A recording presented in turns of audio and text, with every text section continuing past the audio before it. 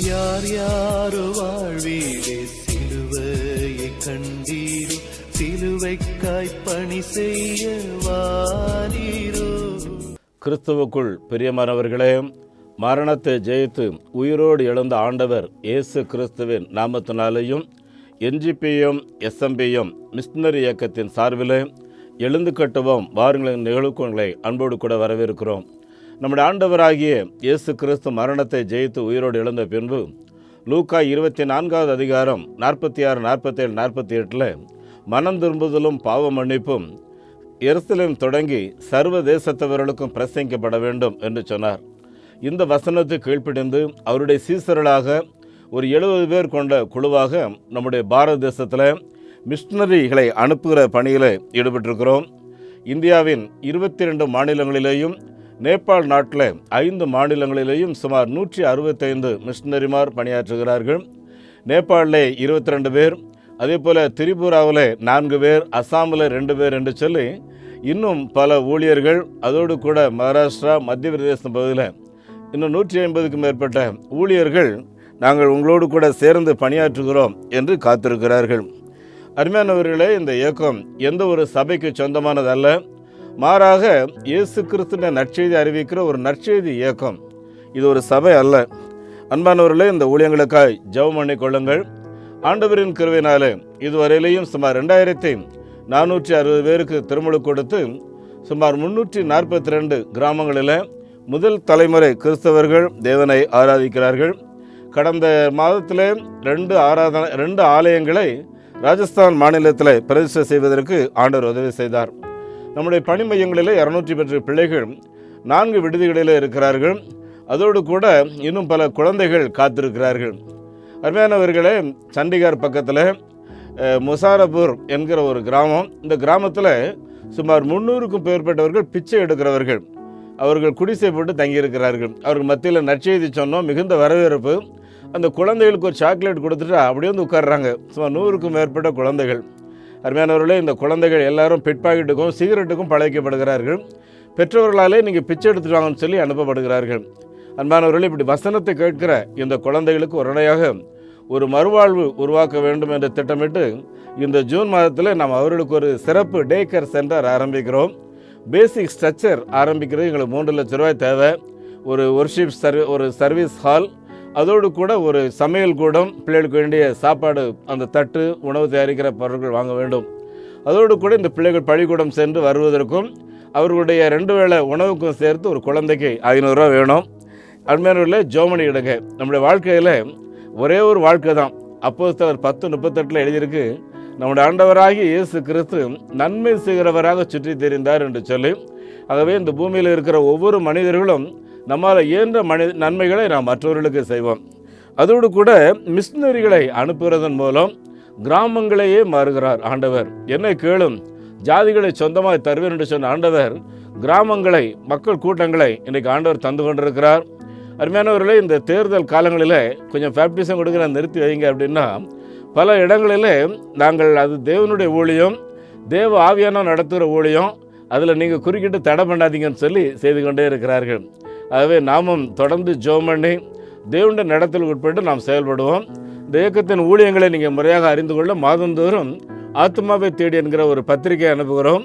உங்களுடைய வாட்ஸ்அப் அனுப்பினால் உங்களுக்கு நாங்கள் இது இலவசமாக அனுப்புவோம். உங்களுடைய முகவரி அனுப்பினால் உங்களுடைய வீட்டுக்கு தபால் மூலமாக அனுப்பி வைப்போம்.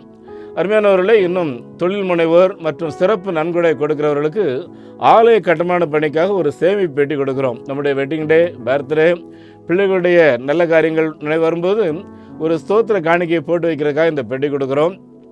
தேவையானவர்கள் பெற்றுக்கொள்ள உங்களை அன்போடு கேட்கிறோம்.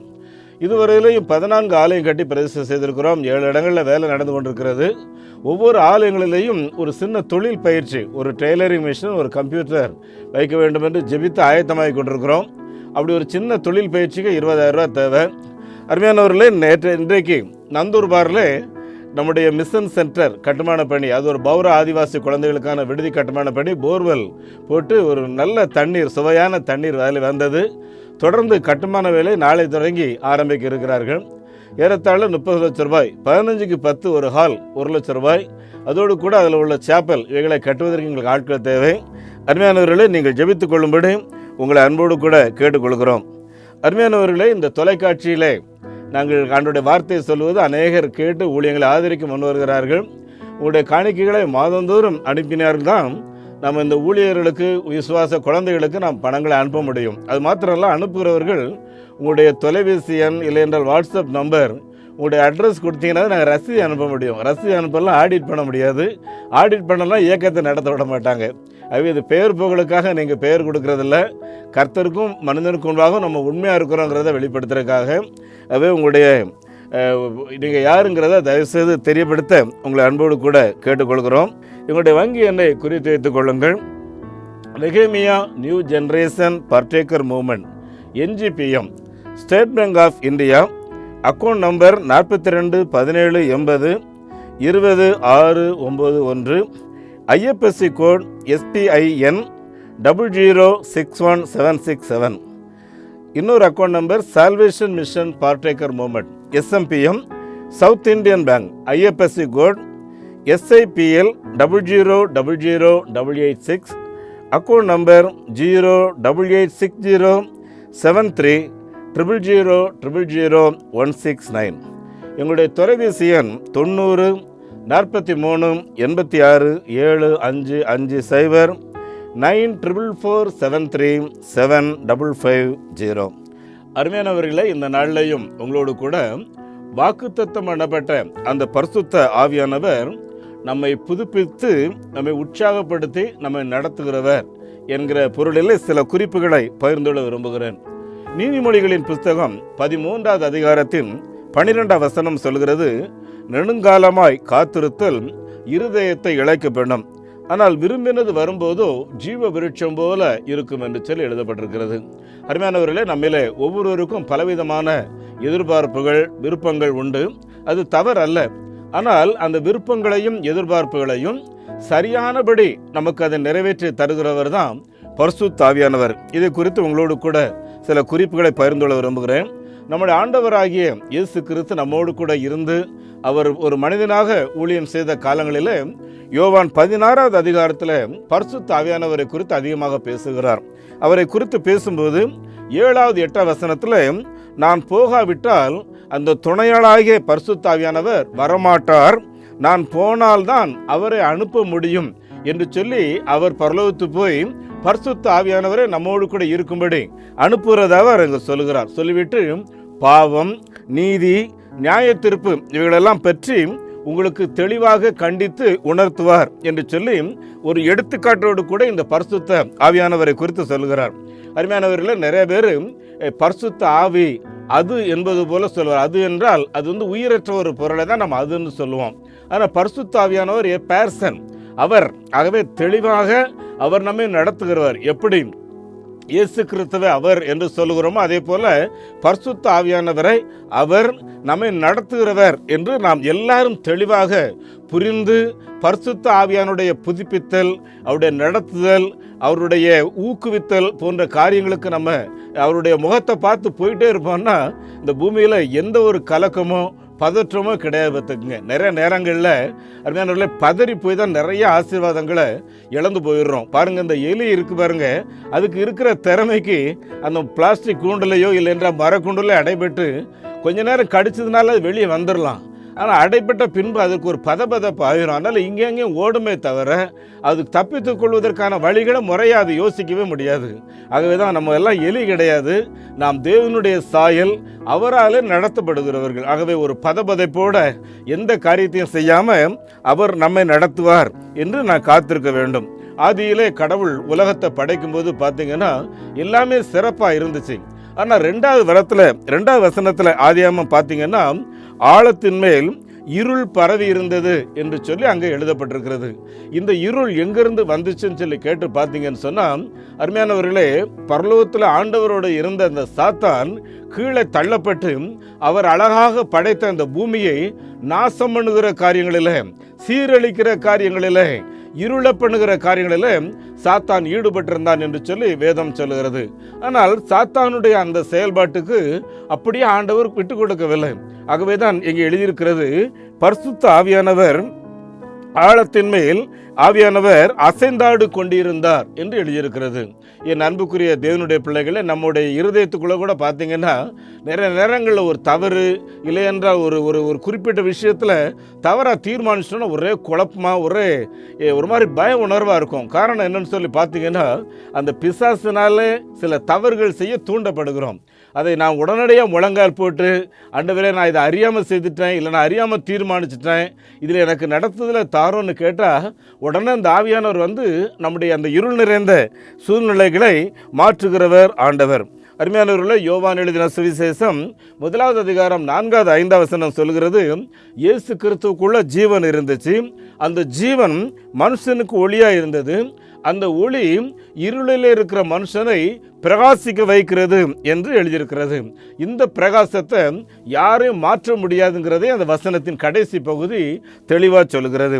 அருமையானவர்களே, ஒருவேளை என் வாழ்க்கையில் எல்லாமே இருளாக இருக்குது, எனக்கு ஒரு ஆசீர்வாதமே இல்லைங்கிற ஒரு அங்கலாய்ப்போட நீங்கள் இருப்பீங்கன்னா, உங்களை வெளிச்சமாக வாழ வைக்கிற ஆண்டவரிடத்தில் நீங்கள் தைரியமாக நீங்கள் வரலாம். மீகா எழுதின தீர்க்கதரிசன புஸ்தகத்தில் 7வது அதிகாரம் 8வது வசனத்தில் எழுதியிருக்கு, என் சத்துருவே எனக்கு விரோதமாக நீ சந்தோஷப்படாதே, நான் விழுந்தாலும் எழுந்திருப்பேன், நான் இருளில் உட்கார்ந்தால் கர்த்தர் எனக்கு வெளிச்சமாக இருப்பார்னு சொல்லி தீர்க்கதரிசி சொல்கிறாரு. அருமையானவர்களே, உங்கள் வாழ்க்கை இருளாக இருக்குன்னு சொல்லி நினைக்காதீங்க. என் கூட ஒரு கர்த்தர் இருக்கிறாரு, அவர் எனக்கு என்னுடைய வாழ்க்கையை வெளிச்சமாக்குவார் என்பதை நாம் மறந்து போகக்கூடாது. அருமையானவர்களே, நம்முடைய இந்திய தேசத்தில் இன்னும் 95% மக்கள் மதுபானம், இல்லை என்றால் விபச்சாரம், இல்லை என்றால் மத தலைவர்களுக்கு அடிமை என்று பல போராட்டங்களோடு, இன்னும் கிராமங்களில் பார்த்தீங்கன்னா ஜாதி துவேஷங்கள், இன்னும் பல இடங்களில் பணக்காரன் ஏழை என்கிற நிலைமைகள். அருமையானவர்களே, இது ஒரு இருள் நிறைந்த ஒரு அனுபவம். அருமையானவர்களே, இப்படிப்பட்ட தவிப்போடு கூட இருக்கிறவர்களுக்கு ஒரு விடுதலை கொடுக்க வேண்டும் என்பது நம்முடைய ஆண்டவருடைய விருப்பம். யாத்ராமத்தின் புஸ்தகம் அருமையானவர்களே 2வது அதிகாரத்தில் நீங்கள் வாஸ்து பார்த்தீங்கன்னா, இஸ்ரவேல் மக்கள் இப்படி தவிப்போட கூப்பிடும்போது ஆண்டவர் சொல்கிறாரு, என் ஜனங்களுடைய கூக்குரல் என் சமூகத்தில் வந்து எட்டியிருக்கிறது, என் ஜனங்களை நான் விடுவிக்க வேண்டும் என்று சொல்லுகிறார். என் அன்பானவர்களே, நீங்கள் இருளில் நீங்கள் தவிச்சு பெருமூச்சோடு இருக்கிறத பார்த்து ஆண்டவர் ஒரு அங்கலாய்ப்போட என் ஜனங்களை நான் விடுவிக்க வேண்டும் என்று சொல்லி அவர் ஏற்கனவே ஆபிரகாமோடும் ஈசாக்கோடும் யாக்கோபோடும் கூட செய்த உடன்படிக்கையை நினைவு கூர்ந்தார் என்று எழுதப்பட்டிருக்கிறது. அருமையானவர்களே, நம்முடைய இந்தியாவை குறித்து வில்லியம் கேரி என்ற ஒரு மிஷினரிக்கு அவர் இங்கிலாந்தில் இருக்கும்போது நிறைய தகவல்கள் கிடைச்சிது. இதெல்லாம் பார்த்து ஒவ்வொரு நாளும் ஒவ்வொரு சம்பவத்தை சொல்லி ஜெபம் பண்ணுவாராம். அதில் அதிகமாக அவரை பாதித்தது என்னென்னா, கல்கத்தாவில் அந்த தேர் ஊர்வலம் போகும்போது நிறைய பேர் பொருத்தனையோட குழந்தைகளை கொண்டு போய் அந்த வீலுக்கு கீழே போடுவாங்களாம்.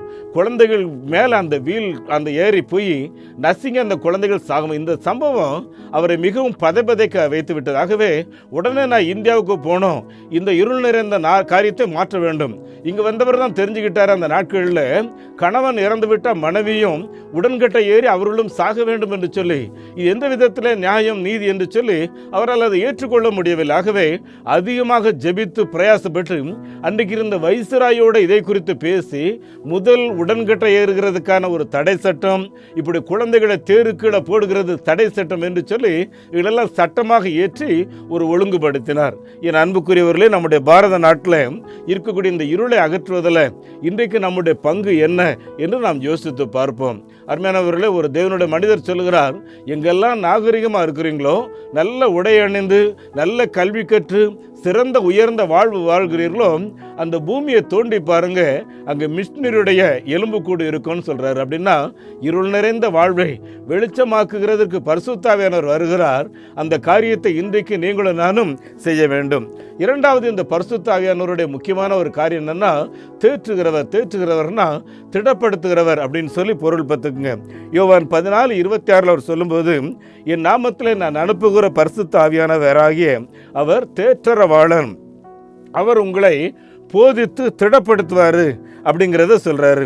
அருமையானவர்களே, பல நேரங்களில் பல மனிதர்கள் நம்மை சோர்ந்து போக பண்ணுகிற வார்த்தைகளை பேசுகிறார்கள். சில நேரங்களில் தேவாலயத்துக்கு போனால் அங்கேயும் குத்தி கொதறி பேசுகிற வார்த்தைகளை தான் கேட்க முடிகிறது. சத்தியத்தையோ ஊக்குவிக்கிற வார்த்தையோ நம்முடைய தவறு என்ன என்பதை கண்டித்து சரியாக உணர்த்துகிற பிரசங்கத்தையோ கேட்க முடியவில்லை. என் அன்புக்குரியவர்கள், இப்படிப்பட்ட தவிப்போடு கூட இருக்கிறவர்களுக்கு தேற்றவாளனாகிய ஆண்டவர் ஏசாயா 41:10 சொல்லும்போது, நீ பயப்படாதே, நான் உன்னோடு கூட இருக்கிறேன், கலங்காதே, திகையாதே, நான் உன் தேவன் என்று சொல்லி நம்மை திடப்படுத்துகிறவராக இருக்கிறார். அருமையானவர்களே, ஒரு நாள் நம்பிக்கை டிவியில் நான் தானுடைய வார்த்தையை பேசி கொண்டிருந்தேன். குலசேகரன் அவருடைய சொந்த மகள், மருமகன் என்று எல்லாருமே அவரை கைவிட்டதுனால இனி ஏன் நான் உயிரோடு இருக்கணும்னு சொல்லி அன்றைக்கு தற்கொலைக்காக எல்லா ஆயத்தங்களோட இருக்கும்போது தான் உங்களை திடப்படுத்துவதற்காக, உங்களை தேற்றுவதற்காக இயேசு கிறிஸ்து மரணத்தை ஜெயித்து உயிரோடு எழுந்திருக்கும் போது நீங்கள் ஏன் மரணத்தை தேடி ஓட வேண்டும் என்ற சத்தம் அவருடைய காதுகளில் கேட்டு திரும்பி அந்த டிவியை பார்த்து எல்லாவற்றையும் தூக்கி எறிந்துவிட்டு என்னோட தொடர்பு கொண்டார். ஐயா, நான் செத்து போயிருக்கணும், இன்றைக்கு இயேசு என்னை உயிரோட வைத்திருக்கிறார் என்று சொல்லி. என் அன்புக்குரியவர்களை, இன்றைக்கும் பரிசுத்த ஆவியானவர் பல மனிதர்களை திடப்படுத்தி தேற்றுகிற காரியங்களிலே ஈடுபட்டிருக்கிறார். மூன்றாவது, இந்த பரிசுத்த ஆவியானவருடைய காரியம் என்னன்னு சொல்லி பார்த்தீங்கன்னா, துணையாளர் பற்றி, ஒரு ஃப்ரெண்ட்ஸை போல, ஒரு நண்பரை போல, இல்லை என்றால் ஒரு லைஃப் பார்ட்னரை போல நம்மோட இருந்து நம்முடைய எல்லா காரியங்களையும் அவர் ஏற்றுக்கொள்ளுகிறவர் பார்த்துக்குங்க. அருமையானவர்களை, இயேசு கிறிஸ்து தம்முடைய ஊழியர்களை அந்த ஊழியத்துக்காக அனுப்பும்போது அவர் என்ன சொல்லி அனுப்புகிறாருன்னா, வியாதியஸ்தர்களை சுகமாக்குங்க, குஷ்டரோகிகளை சுத்தமாக்குங்க, மரித்தோர்களை உயிரோடு எழுப்புங்கன்னு சொல்லி நிறையா கிஃப்ட் அவங்க கையில் கொடுத்து அனுப்புகிறாரு. எதுக்காகன்னு சொல்லி பார்த்தீங்கன்னா, அருமையானவர்களே, நிறைய பேர் தேவையோடு இருக்காங்க. நீ தனியாக இல்லைப்பா, நீ பிசாசினால் இன்றைக்கு மிரட்டப்பட்டு ஏதோ ஒரு விதத்தில் அடிமையாக இருக்கிற, நீ இந்த அடிமைத்தனத்திலிருந்து வெளியே வரணும், இதுக்காகத்தான் நான் வந்திருக்கிறேங்கிறத அவங்கள்ட்ட சொல்லுங்க அப்படின்னு சொல்லி அனுப்புகிறாரு. அருமையானவர்களே, சொல்லி அனுப்புனவர் என்ன பண்ணுறாரு பாருங்க, அவங்களோட இருந்து அடையாளங்கள், அற்புதங்கள் மூலம் வார்த்தைகளை உறுதிப்படுத்தினார் சொல்லி எழுதியிருக்கு. மத்தேயு 28:19-20 வானத்திலும் பூமியிலும் எனக்கு சகல அதிகாரமும் கொடுக்கப்பட்டிருக்கிறது, உலகமெங்கிலும் புறப்பட்டு போங்கள், இதோ உலகத்தின் முடிவு வரைந்தும் சகல நாட்களையும் நான் உங்களோடு கூட இருக்கிறேன் அப்படின்னு சொல்லி அவருடைய சீசர்களை அவர் உற்சாகப்படுத்துகிறார். என் அன்புக்குரிய தேவனுடைய பிள்ளைகளை, அசுத்தாவியுடைய கிரிகளை அழித்து தேவ ஆவியானுடைய அந்த நடத்துதல், அந்த துணையை நமக்கு கொடுக்கிறதுக்காக பரிசுத்த ஆவியானவர் நமக்காக அவர் ஊற்றப்பட்டார். நான்காவதாக என்னன்னு சொல்லி பார்த்தீங்கன்னா, நமக்கு சமாதானத்தை கொடுக்கிறவர். அன்புக்குரியவர்களே, யோவான் 14:27 எழுதியிருக்கு, என்னுடைய சமாதானத்தை உங்களுக்கு வைத்து போகிறேன். இந்த சமாதானம் உலகம் கொடுக்கிற பிரகாரமானது அல்ல. உலக பொருட்கள்னாலேயோ, இல்லை என்றால் சிற்றின்பத்தினாலேயோ, இல்லை என்றால் கொஞ்ச நேரம் ஏதோ ஒரு சில ஆசாபாசங்கள் இருக்கிறதுனாலையோ இருக்கிற மகிழ்ச்சி அல்ல. இது 24 மணி நேரம் உங்கள் கூட இருக்கக்கூடிய ஒரு மகிழ்ச்சி. அருமையானவர்களே, ஒரு ஆள் அவன் எனக்கு சமாதானம் வேணும், நிம்மதி வேணும்னு சொல்லி ரோட்டில் வர்ற போகிறவங்கலாம் கேட்குறாங்க. ஒவ்வொருவரும் பலவிதமான ஆலோசனைகளை சொல்கிறாங்க. கடைசியாக ஒருத்தர் சொல்கிறாரு, நீ அந்த சர்க்கஸுக்கு போ, அங்கே போனால் உனக்கு அங்கே இருக்கிற நேரம் ஒரு பெரிய நிம்மதியாக இருக்கும், உனக்கு நல்ல சமாதானமாக இருக்கும், அங்கே ஒருத்தர் இருக்காரு, சிரிக்காதவர்களை சிரிக்க வச்சிருவாருன்னு சொல்லி சொல்கிறாங்க.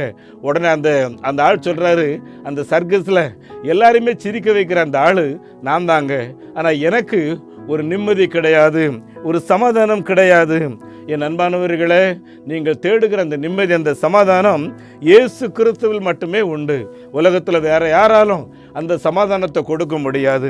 ஐந்தாவதாக அருமையானவர்களே, நம்மை தூண்டுகிறவர் பார்த்தீங்க, இன்ஸ்பிரேஷன் என்று சொல்லுவார்கள். வேத வசனத்தை வாசிக்கும் போது நம்மை அறியாமலே ஒரு பெரிய உற்சாகம், என்னால் காரியத்தை செய்துவிட முடியும் என்கிற ஒரு துடிப்பு பார்த்துக்குங்க. அன்புக்குரியவர்களே, மிஷனரி ஊழியத்தில் கடந்த 40 ஆண்டுகளுக்கு மேலாக நான் இந்த ஊழியத்தில் இருக்கிறேன். அன்பானவர்களே, பல போராட்டங்கள், நெருக்கங்களை சந்திக்கும் போதெல்லாம் வேதத்தை வாசிக்கும் போது தேவ ஆவியானவர் உற்சாகப்படுத்துகிறதையும் தூண்டுகிறதையும் நடத்துகிறதையும் என்ற அனுபவத்தில் நான் அறிந்திருக்கிறேன். என் அன்புக்குரியவர்களே, லூக்கா 4:18-20-29 வரை வாசித்து பார்த்தீங்கன்னா, அந்த பரிசுத்த ஆவியானவர் இயேசு கிறிஸ்துவை அன்றைக்கு நடத்தும்போது சாத்தான் பல கேள்விகளை கேட்கும்போது அந்த லார்ட் இன்ஸ்பிரேஷன், அந்த வெளிப்பாடோட அவருக்கு பதில் சொல்கிறார் பார்த்துங்க. அந்த பதிலை பார்த்து அந்த சாத்தான் அவரை விட்டு விலகி போனான் என்று எழுதியிருக்கிறது. என் அன்புக்குரியவர்களே, இந்த இன்ஸ்பிரேஷன் நம்ம எல்லாரும் அனுபவிக்க வேண்டிய ஒன்று பார்த்துக்குங்க. அகஸ்டின் என்பவர் ஒரு நாள் பயங்கர பாவத்தில் இருந்தார். ஆனால் அந்த தோட்டத்தில் அவர் வெறுப்போட வேதனையோடு சுற்றி திரியும்போது தான் திடீர்னு ஒரு லார்ட் இன்ஸ்பிரேஷன், அகஸ்டின் ரோமர் 13:13 எடுத்து வாசின்னு சொல்லி வீட்டுக்கு ஓடுறாரு. அவங்க அம்மா ஜோம் பண்ணிட்டு இருக்காங்க. பைபிள் எடுத்து அந்த பகுதி எடுத்து வாசிக்கிறாங்க. எழுதியிருக்கிறது, களியாட்டு, வெறி, வேசித்தனம், காம விகாரம், வாக்குவாதம், பொறாமை, உள்ளவர்களாய் நடவாமல் பகலிலே நடக்கிறவர்கள் போல சீராய் நடக்க கடவும். துர்க்கிரிகளுக்கு இடமாக உங்களுடைய உடலை பேணாமல் இருந்து கர்த்தராகிய இயேசு கிறிஸ்துவையே நீங்கள் அணிந்து கொள்ளுங்கள்னு சொல்லி எழுதியிருக்கு. அன்னைக்கு முழங்கால் படியிட்டு இயேசுவை அணிந்து கொண்ட அகஸ்டின், என் அன்பானவர்களே, அந்த இன்ஸ்பிரேஷன் அன்பானவர்களே, நம்முடைய திருச்சபையில் நம்ம இன்றைக்கு ஒரு ஜெப புஸ்தகம் வாசிக்கிறோம் பார்த்தீங்களா, அது பரிசுத்த அகஸ்டின் அவராலே உருவாக்கப்பட்ட ஒன்று. அருமையானவர்களே, ஆறாவதாக இந்த பரிசுத்த ஆவியானவருடைய அந்த நடத்துதல், அந்த புதுப்பித்தல் எப்படி இருக்குன்னு சொல்லி பார்த்தீங்கன்னா, நம்முடைய மனசாட்சியை பாவம் செய்ய விடாமல் கூர்மையாக அருமையானவர்கள் ஒரு நல்ல ஷார்ப்பாக ஒவ்வொரு நாளும் நம்மை காத்துக்கொள்கிறார். அருமையானவர்களே, யோவான் 16:8 எழுதியிருக்கு, அவர் வந்து பாவத்தை குறித்தும் நீதியை குறித்தும் நியாய தீர்ப்பு குறித்தும் கண்டித்து உணர்த்துவார் அப்படின்னு சொல்லி எழுதியிருக்கு. நம்முடைய சரீரத்தை, நம்முடைய இருதயத்தை கரைபடாமல் அருமையானவர்களே காயப்படாமல் சரியானபடி பாதுகாத்து நடத்துகிறவர் இந்த பரிசுத்த ஆவியானவர். இந்த பரிசுத்த ஆவியானோட உதவி இல்லைன்னா பவுல் சொல்கிறாரு பாருங்க, ரோமர் 7வது அதிகாரம் 24-25, நிர்பந்தமான மனுஷன் நான், இந்த மரண சரீரத்திலிருந்து யார் என்னை விடுவிக்க கூடும்? நம்முடைய கர்த்தராகிய இயேசு கிறிஸ்துவின் மூலமாய் தேவனுக்கு நன்றி செலுத்துகிறேன். எனவே நான் என் மனதில் தேவனுடைய நியாயப்பிரமாணத்துக்கு சரீரத்திலே பாவ பிரமாணத்துக்கும் சேவை செய்கிறேன் என்று சொல்லுகிறார். என் அன்புக்குரிய தேவனுடைய பிள்ளைகளே, நம்முடைய வாழ்விலே அந்த ஆவியானவர் கண்டித்து உணர்த்துகிற காரியத்தை கீழ்ப்படுத்தி விட்டோமே என்றால் நம்ம ஒரு ஷார்ப்பான பாத்திரமாக, ஆண்டவருக்கு பிரியமுள்ள ஒரு பாத்திரமாக நம்மை அவர் நடத்துகிறார். கடைசியாக பார்த்தீங்கன்னு சொன்னால், வேதாகமத்தின் ஒவ்வொரு பகுதியையும் பரிசுத்த ஆவியானவரால் ஏவப்பட்டு தேவனுடைய பிள்ளைகள் எழுதி நமக்கு கொடுத்திருக்கிறார்கள். அருமையானவர்களே, 2 தீமோத்தேயு 3வது அதிகாரம் 16-17 எழுதியிருக்கு, வேத வசனங்கள் எல்லாம் தேவ ஆவியினால அருளப்பட்டிருக்கிறது.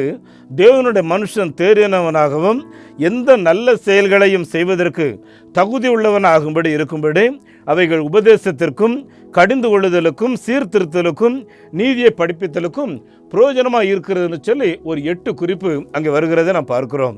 என் அன்புக்குரிய தேவனுடைய பிள்ளைகளை, இந்த வேத வசனம் இல்லைன்னு சொன்னால் இன்றைக்கு உலகமே ஒரு இருளான நிலைமையில் இருந்திருக்கும் பார்த்துங்க. ஆனால் இந்த வேத வசனம் எங்கெல்லாம் இருள் இருந்ததோ அந்த இடத்தையெல்லாம் அகற்றி, எங்கெல்லாம் மக்கள் ஊக்கம் இழந்து கிடந்தார்களோ அங்கெல்லாம் ஒரு உற்சாகத்தை கொடுத்து, அது மாத்திரமல்ல பரிசுத்த ஆவியானவருடைய பெரிய ஒரு ஊக்கத்தினால அநேகர் தேவனுடைய நன்மையை உலக அளவிலே பெற்றிருக்கிறார்கள். என் அன்பான தேவனுடைய பிள்ளையே, உங்களுடைய வாழ்க்கையில் இந்த அனுபவம் உண்டா என்று சொல்லி யோசித்து பாருங்கள்.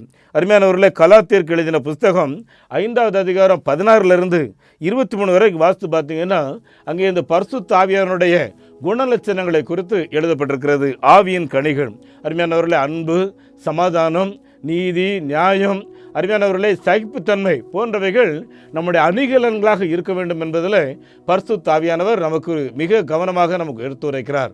மாறாக உலக பிரகாரமான அசுத்தம், காம விகாரம் இதற்கு முக்கியத்துவம் கொடுத்து வளர்ந்தோம் என்றால் சமாதானத்தை இழந்து விடுவோம், நிம்மதி இழந்து விடுவோம், மகிழ்ச்சியை நம்ம இழந்து விடுவோம். பார்த்துக்கணும் அருமையானவர்களே, ஜான் ராக்ஃபெல்லர் அவருடைய சின்ன வயசுலேயே அவருக்கு பெரிய பணக்காரர் ஆகணும்னு ரொம்ப ஆசை. அதற்காக கடினமாக உழைச்சார், நிறைய திட்டமிட்டார். அவருடைய 56 வயசில் உலகம் போற்றும் பெரிய செல்வந்தராக மாறிவிட்டார். ஆனால் அதே நேரத்தில் தான் ஒரு சின்ன வியாதி. டாக்டர் சொல்லிட்டாங்க, ராக்ஃபெல்லர் நீங்கள் இனி உயிரோடு இருக்கணும்னா இனிமேல் நீங்கள் செய்ய வேண்டிய காரியம் ஒரு இருண்ட அறையில் தான் இருக்கணும், வெளிச்சத்தை பார்க்கக்கூடாது, உங்களுடைய ட்ரீட்மெண்ட்டை அதான்னு சொல்லி அங்கே இருந்து அவர் எல்லாவற்றையும் செய்கிறாரு. தொழில் வேகமாக வளருது, எல்லாமே நல்லா தான் போயிட்டுருக்கு. ஆனால் அவர் மாத்திரம் இருண்ட ஒரு நிலையில் இருக்கிறார். ஒரு நாள் தன்னுடைய பிள்ளைகளை பார்த்து அவர்களை ஆசீர்வதிக்க வேண்டும், பிள்ளைகளை தொட்டு பேசணுங்கிற ஒரு பாச உணர்வோட பிள்ளைகளை கூப்பிடுறாரு. அருமையானவர்கள், அந்த பிள்ளைகள் அந்த அறைக்குள்ளே வந்தவங்க பேய் பேயின்னு சொல்லி கத்தி வெளியே ஓடிட்டாங்க. ஏன்னா அவருடைய கையெல்லாம் கரடு முட ஆயிடுச்சு, அவருடைய சரீரத்தின் எல்லா தோற்றங்களும் மாறிவிட்டது அந்த இருளில் இருந்ததுனால. என் அன்புக்குரியவர்கள், அன்றைக்கு தான் இருதயத்தில் தீர்மானித்தார், இந்த இருள் நிறைந்த இந்த வாழ்க்கையை காட்டிலும் வெளிச்சம் நிறைந்த வாழ்க்கை வேணும்னு சொல்லி தன்னுடைய லாயரை கூப்பிட்டு சொன்னாராம். ராக்ஃபெல்லர் ஃபவுண்டேஷன் என்று சொல்லி வாருமங்கள், இருளில் இருக்கிற ஜனங்கள் பெரிய வெளிச்சத்தை கண்டார்கள் எழுதியிருக்கிறது, இந்த வேத வசனத்தை உலகமெங்கிலே இருக்கிற ஜனங்கள் படிக்க வேண்டும் என்று சொல்லி பைபிள் சொசைட்டிக்கு ஏராளமான ஃபண்ட்ஸை அவர்கள் ஸ்பான்சர் செய்தார்களாம். அதோடு கூட பென்சிலின் போன்ற இன்ஜெக்ஷன் அவர்கள் கண்டுபிடித்தார்களாம். டாக்டர் 56 வயசில் செத்து போயிடுவோன்னு சொன்னாங்க. அவர் சாகும்போது 98 வயசு பெற்றுங்க. ஏராளமான நல்ல காரியங்களை செய்தார். என் அன்புக்குரியவர்களே, வேத வசனம் சீர்திருத்துதலுக்கும் கடிந்து கொள்ளுதலுக்கும் எல்லா விதமான காரியத்துக்கும் பிரயோஜனமாக இருக்கிறது. ஒரு முறை ராக்ஃபெல்லர் அவருடைய வீட்டில் ஹாலில் உட்கார்ந்துருக்கும் போது அந்த ஹாலில் மட்டும் வெளிச்சம் இருந்திருக்கு. பைபிள் காலேஜ் ஸ்டூடெண்ட்டும் இன்னும் சில செக்குலர் காலேஜ் ஸ்டூடெண்ட் ஒன்றா சேர்ந்து அவரை சந்திக்கிறதுக்கு வர்றாங்க. வந்து போது இவ்வளோ பார்க்குறாங்க, எங்கே பார்த்தாலும் இருட்டாக இருக்குது, இந்த ஆள்கிட்ட ஒரு கஞ்ச பயலாக இருப்பான் போல இருக்க, இவன்ட்ட என்ன கேட்குறதுன்னு சொல்லிட்டு அவங்க பயத்தோடு வரும்போது தான் உள்ளே வந்தோடனே தம்பி வாங்க வாங்க அப்படின்னு சொல்லி உட்கார வச்சுட்டு அவங்களோட பேசினாராம். பேசி அவங்களுடைய காரியங்களாம் புரிஞ்சு கொண்டவர் உள்ளே போகும்போது லைட் போட்டு போகிறாரு. அங்கே போய் ஒரு காசோலை எழுதிட்டு வர்றாரு. எழுதி அவங்க கையில் கொடுத்துட்டு அவர் சொல்கிறாரு, தம்பி ராக்ஃபெல்லர் போகும்போது லைட் போட்டு போனால் வரும்போது ஆஃப் பண்ணிட்டு வந்தான், இப்போ இந்த இடத்துல உட்கார்ந்துருக்கிற மட்டும் லைட் எரியுது. இதோட நோக்கம் என்னென்னா தேவையற்ற முறையில் எதையுமே விரயமாக்கக்கூடாது. நீங்கள் கல்லூரி கட்டணும்னு சொன்னீங்க, இந்த செக்கில் நீங்கள் இதுவரைக்கும் சேகரித்த பணத்தோட எவ்வளோ பணம் உங்களுக்கு தேவையோ நீங்கள் போட்டு எடுத்து அந்த காரியத்தை நல்லா செய்யுங்க தம்பி, ஆனால் விரயமாகாமல் செய்யுங்கள் என்று சொல்லி ஆசீர்வதித்து அனுப்பினாராம்.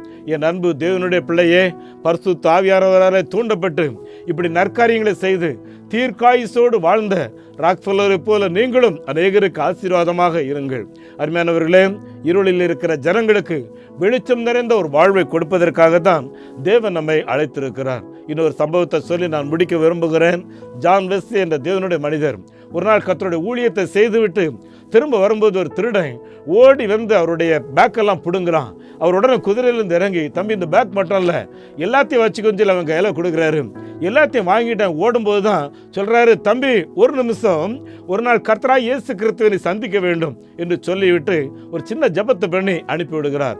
20 ஆண்டு காலம் கழித்து அந்த திருடன் மறுபடியும் ஜான் வெஸ்லியை சந்திக்கும் போது ஒரு பெரிய சூட்கேஸில் பணத்தோட சுமார் 150க்கு மேலே அதிகாரிகளோட ஜான் வெஸ்லி, ஐயா அன்றைக்கு உங்கள்கிட்ட திருடிட்டு போகும்போது நீங்கள் சொன்னீங்க இந்த வார்த்தையை, அன்றைக்கு இரவு என்னை தூங்க விடலை, ஆவியானவர் என்னை நடத்தினார், ஒரு தொழில் ஆரம்பித்தேன், பல நல்ல காரியங்களை செய்து கொண்டிருக்கிறேன், உங்களை என்னைக்காவது சந்தித்து ஒரு நல்ல பணம் கொடுக்கும்னு யோசித்தேன், உங்களை கண்டுபிடிக்க முடியல, இன்னைக்கு தான் கண்டுபிடிச்சேன், அதனால் கொண்டு வந்திருக்கேன், ஏற்றுக்கொள்ளுங்கன்னு சொல்லி. என் அன்புக்குரிய தேவனுடைய பிள்ளைகளே, உங்களுடைய வாழ்க்கையில் நடக்கிற ஒரே நிகழ்வு நன்மை செய்கிறவராக சுற்றி தெரிந்த ஆண்டவர் இயேசு கிறிஸ்துவினுடைய துணையோடு கூட பரிசுத்த ஆவியானவரை அனுபவிப்போம், உலகுக்கு வெளிப்படுத்துவோம். உங்களுக்காக நான் செபிக்க விரும்புகிறேன். பரலோக தந்தையே, இந்த வார்த்தைகளை கேட்டுக்கொண்டிருக்கிற ஒவ்வொரு கர்த்தருடைய பிள்ளைகளோட நீர் தொடர்ந்து பேசும். உம்முடைய பிள்ளைகளுடைய இதயங்களில் 30, 60, 100 கடி கொடுக்கட்டு மாட்டுகிறேன். ஆண்டவரே, உம்முடைய பிள்ளைகளில் பலர் சோர்ந்து போய் எனக்கு இன்னைக்கு நம்பிக்கை இல்லையா, இந்த வாழ்க்கை எப்பொழுதும் இருள் தானா, எனக்கு ஒரு எதிர்காலமே கிடையாதுன்னு சொல்லி பல குழப்பங்களோடு இருக்கிற இந்த நேரத்தில் என் தேவனுடைய ஆவியானவர் உம்முடைய ஆவி எந்த நோக்கத்துக்காக ஊற்றப்பட்டு ஒவ்வொருவரும் ஊக்குவித்து புதுப்பித்து நடத்துகிறவரே, உம்முடைய பிள்ளைகளுக்கு அந்த அனுபவத்தை நீர் கொடுக்க வேண்டும் என்று சொல்லி ஜெபிக்கிறோம். நீர் கிஃப்ட் ஆஃப் ஹோலி ஸ்பிரிட் என்பதை, இந்த வாழ்க்கையிலே நீர் இலவசமாய் வந்த பரிசு என்பதை ஒவ்வொரு பிள்ளைகளை அனுபவிக்கும்படி உதவி செய்யும். பிசாசின் கிரைகளை அழிக்கும்படி வந்த தெய்வ குமாரன் உம்முடைய பிள்ளைகளுக்கு விரோதமாக இருக்கிற எல்லா சாத்தானின் கிரை அழித்து ஆண்டவரே ஒரு ஜெயத்தை தருவீராக. அப்படியே நீ செய்கிறதற்காக ஸ்தோத்திரம். கர்த்தராகிய இயேசு கிறிஸ்துவின் நாமத்தில் இந்த ஜெபத்தை கேட்கிறோம் பிதாவே, ஆமேன். நம்முடைய ஆண்டவர் இயேசு கிறிஸ்துவனுடைய கிருபையும் பிதாவாகிய தேவனின் அன்பும் பரிசுத்த ஆவியானோட நடத்துதல் ஆசீர்வாதம் நம் அனைவரோடும் தங்கியிருப்பதாக. ஆமேன்.